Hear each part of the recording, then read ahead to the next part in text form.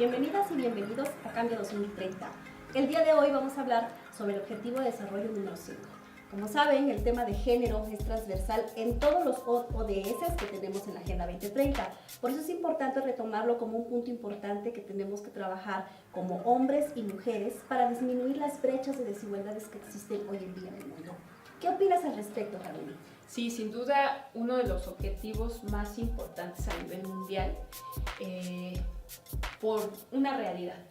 En el mundo hemos crecido a lo largo de décadas creando oportunidades con base en el género, es decir, para hombres hay determinadas oportunidades, determinados espacios y para mujeres se les ha asignado otros roles. Cuando nos damos cuenta que las aptitudes, las oportunidades no deben de estar sesgadas por el género o por alguna otra condición, pues es cuando nos enfrentamos al reto de reducir las desigualdades de género y por eso tan importante este objetivo. El día de hoy yo quiero compartirles el caso que traigo, que tiene que ver pues con un debate que se ha dado, yo creo, al centro de nuestras mesas, en las escuelas, y principalmente en las redes sociales, que tiene que ver con la igualdad de género. La utilización del lenguaje incluyente. ¿No? ¿Hasta qué punto lo podemos utilizar? ¿Hasta qué punto es permitido? ¿Hasta qué punto cae ya en extremos? Y si realmente el lenguaje incluyente pues, contribuye o no a reducir la brecha de desigualdad entre los géneros. Yo he topado con algunos comentarios, sobre todo en Facebook, en donde pues hay mucha desinformación. Las personas no saben ahora que ciertas cosas no están pues de todo permitidas. Se preguntan si ahora se debe de decir cuerpa en vez de cuerpo, ¿no? Cosas que a veces nos dan risa, pero que han polarizado el tema y que han contribuido no a crear mejores condiciones. Pero para ello, pues ONU Mujeres, que forma parte de la Agenda 2030, ha creado una guía, ¿no? Pequeña, sintética, pero muy precisa para el uso de un lenguaje inclusivo al género. Y algo que me gusta mucho de esta guía es que nos da alternativas de sensibilidad al género, es decir, el lenguaje no es impositivo, tiene que ver con la cultura, de cómo nosotros podemos modificar a través de lo que nombramos, lo que hay, lo que existe. 4 ejemplos que tiene esta guía muy precisos para compartirlos, ¿no? Por ejemplo, expresiones neutrales, cambiar una expresión como lo veíamos en los libros de texto, un gran logro para el hombre, a cambiarlo por un gran logro para la humanidad. Cambiar la estructura en las frases de género, en vez de decir los ciudadanos votaron por candidatos, la ciudadanía votó por candidaturas.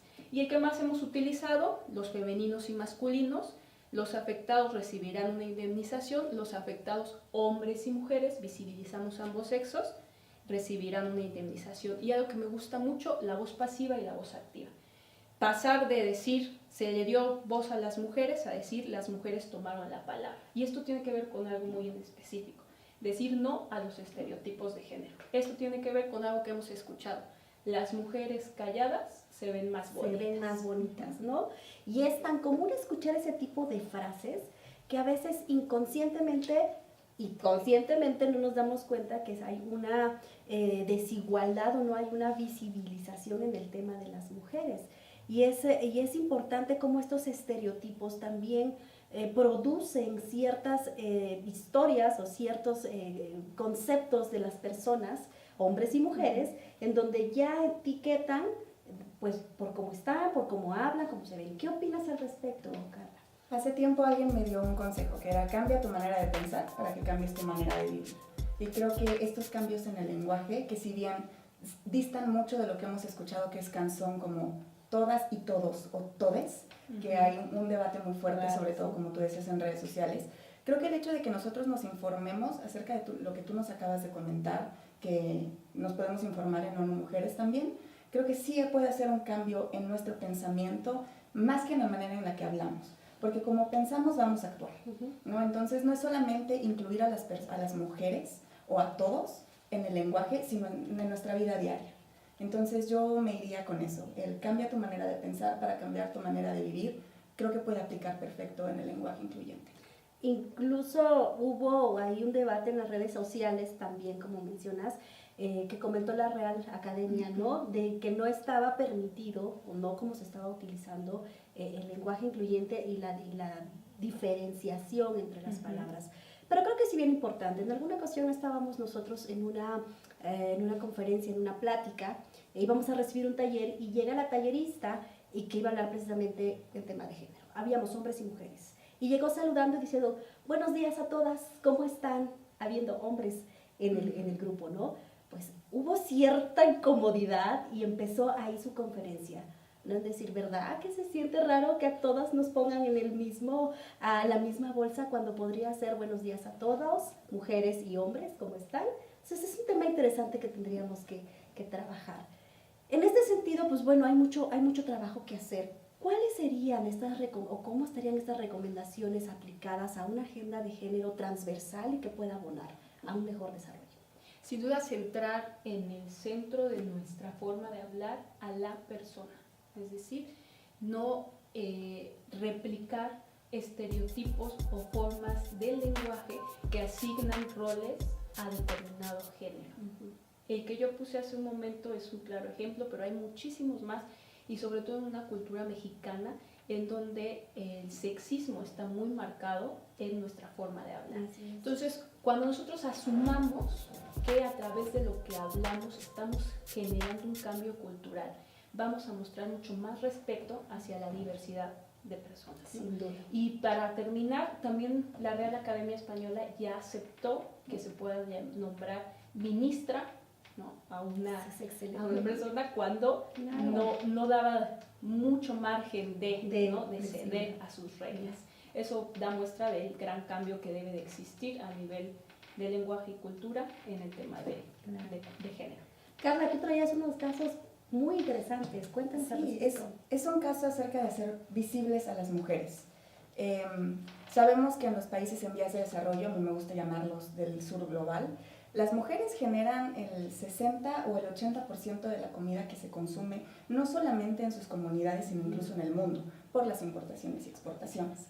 Las mujeres se ven afectadas no por ser mujeres en sí, sino por los roles que ellas llevan a cabo, por sus actividades, por el cambio climático. Es decir, si las mujeres tienen que cultivar la comida y no hay lluvia, ellas se ven afectadas. Mientras que a muchos hombres se les permite ir a las ciudades o a las zonas urbanas a ejercer otro tipo de trabajos. Si las mujeres tienen que ir por agua al río, se ven expuestas también por la escasez que hay ahora, se enfrentan a peligros, porque la mujer en muchos lugares, sobre todo en países en vías de desarrollo del sur global, están vistas como menos, ¿no? Entonces, yo quisiera hacer esto un poco más visible. Tal vez hay mucha gente que ignora estas problemáticas, pero las mujeres están siendo afectadas por las acciones de otras personas. Estas acciones que nos están incrementando el cambio climático y que afectan a ellas, no solamente dice la Organización Mundial de la Salud en cuanto a su género y sus actividades, sino también por salud. Porque si las mujeres están cocinando con leña, ellas están todo el tiempo inhalando todo lo que ellas están cocinando y todas estas emisiones de carbono y que genera la leña, ¿no? Entonces, tarde o temprano, ellas también se ven más afectadas porque están a cargo de los niños, de los adultos mayores, y todo esto va afectando su salud. Y todo por los roles que tienen, porque no hay una igualdad. El hombre no se hace tan cargo de los niños, de las personas mayores o tal vez de cultivar, mientras que a la mujer se le está cargando todo esto, ¿no? Entonces me gustaría ver esto, de qué manera podemos apoyar, si ustedes tienen algún comentario. Sí, sin duda creo que hace unos días leí, por ejemplo, la Estrategia Nacional para la Implementación de la Agenda 2030 en México y hablaba precisamente de cómo las mujeres en comunidades rurales tienen menor acceso a la educación, y eso está muy ligado a lo que tú decías, ¿no? Y también cómo desde casa este tema incluyente de visibilizar a las mujeres desde su formación familiar, pues tiene que ver mucho de cuál es el papel, el rol que están ellas trabajando o representando en un nivel social. De acuerdo a esta encuesta, las mujeres indígenas pues solamente alcanzan el nivel primaria en un nivel mínimo. Y si hablamos de forma profesional, de acuerdo a la OCDE, hay una diferenciación así increíble entre el salario que ganan las mujeres y los hombres. Entonces hay mucho que trabajar sobre el tema de género y es importante que que se hable tanto en las universidades, en las empresas, en el gobierno, porque hay que hacerlo, ¿no? ¿Algo para cerrar? Y es una meta de este objetivo el poder empoderar a mujeres y niñas. El empoderamiento tiene que ver con precisamente dar oportunidad y alternativas para que las mujeres que están en situaciones marginadas, en comunidades o en localidades alejadas y solamente tienen una opción, dedicarse a lo privado, descubran que no es un rol con el que nacieron asignado para toda la vida, ¿no? El empoderamiento tiene que ver con que estas mujeres y niñas tengan acceso a la educación en donde puedan elegir qué tipo de vida llevar y poder ayudar también a más mujeres. Y finalmente, si quieren dedicarse al ámbito público, también lo puedan hacer, ¿no? Lo privado no es exclusivo de las mujeres. Y de acuerdo a esto que comentas, el Banco Interamericano del Desarrollo reconoció que las mujeres son las que van a llevar a cabo la resiliencia ante los posibles cambios que nos vienen de aquí a 2030 y 2050, ¿no? Las mujeres también, una ventaja de los roles que se les han asignado es que son líderes. Entonces poder incrementar esto en las mujeres y como tú dices, que ellas puedan, que nosotras como mujeres podamos entender que no nacimos en ciertas cajas en las que solamente en esas nos podemos desarrollar. Que tomemos lo mejor de ellas. Las mujeres yo creo que podemos ser muy buenas líderes, por lo que les comentaba, lo que nos han inculcado siempre, te vas a hacer cargo de la familia, tú tienes que apoyar a tu esposo y demás. Yo creo que esas son grandes capacidades para ser líderes, pero las podemos llevar a cabo fuera también. No necesariamente tenemos que estar encasilladas. Y yo estoy completamente de acuerdo en todo lo que has comentado, el empoderamiento de la mujer es algo que tenemos que llevar. Que tenemos que trabajar todas y todos. Es un trabajo de hombres y mujeres. Y puntualizando con este tema y para cerrarlo, yo quiero hablarles de un último caso. Como les decía, esta encuesta nacional de la implementación de la Agenda 2030 en México lanzó un estudio general sobre temas de género, pero había un tema que me llamó la atención. La escolaridad promedio de la población indígena en México es solamente de primaria, cuando a nivel nacional es de secundaria. Entonces, a nivel estatal solamente nuestras jóvenes, nuestras niñas están llegando a nivel primario.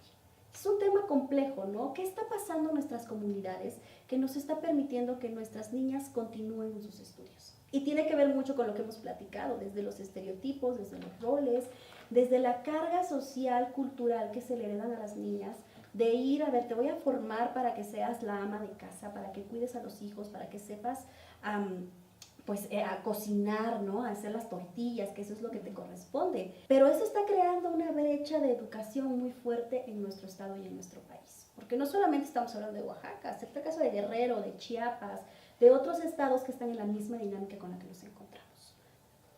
¿Qué opinan? Sí, sin duda un cambio cultural importante, pero yo creo que aquí lo trascendental es platicar y también abonar a lo que se ha hecho como política pública.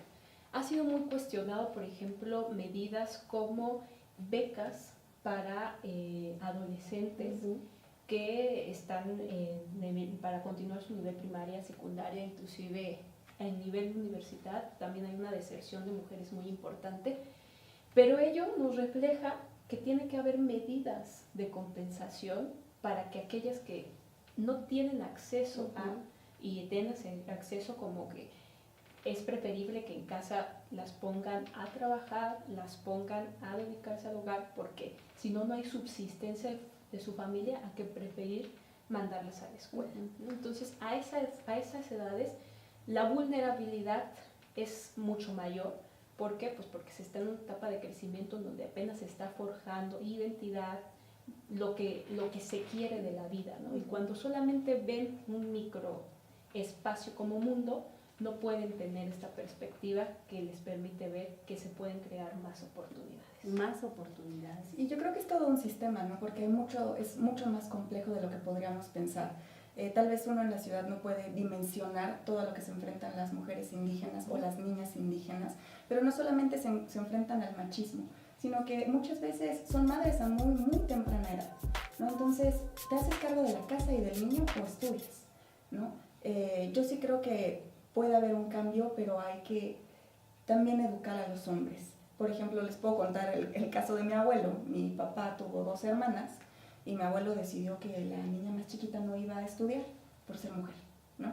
Y ahora, bueno, con el paso de los años, mi abuelo está muy contento de que todas sus nietas ya tienen maestría. Entonces yo creo que sí ha sido un paso de 40 años en el que se ha hecho el cambio. Y sí, hay usos y costumbres, hay una ideología, una idiosincrasia muy diferente que tenemos que respetar en las comunidades. Por eso digo que es muy complejo, pero yo creo que sí se puede hacer algún cambio. Y para que, sobre todo dando más información, independientemente de la educación académica, que se pueda dar también educación sexual a las mujeres. Porque claro. yo creo que es maravilloso ser madre, yo no tengo todavía el privilegio, pero yo creo que también a cada edad hay que hacerlo y podríamos priorizar esto en las comunidades para que ellas tengan también esta oportunidad. Sin duda, creo que para resumir esta plática que tuvimos hoy, tendría que ver mucho el garantizar un sistema educativo incluyente, ¿no? Sí. En donde esta educación que es transversal y que abona mucho a la construcción de mucho conocimiento y también de muchos estereotipos, pues vaya encaminado a trabajar en equipo, hombres y mujeres. Tenemos que trabajar desde una sociedad justa. No podemos decir, no, las mujeres podemos trabajar sin los hombres, porque eso no es cierto. Tampoco podemos decir, como sola verdad, que los hombres no necesitan de las mujeres, porque tampoco es cierto. Hay que trabajar en conjunto, hay que construir sociedades fuertes, sólidas, para avanzar hacia un cambio 2030. Pues gracias por escucharnos y nos vemos en nuestro próximo episodio.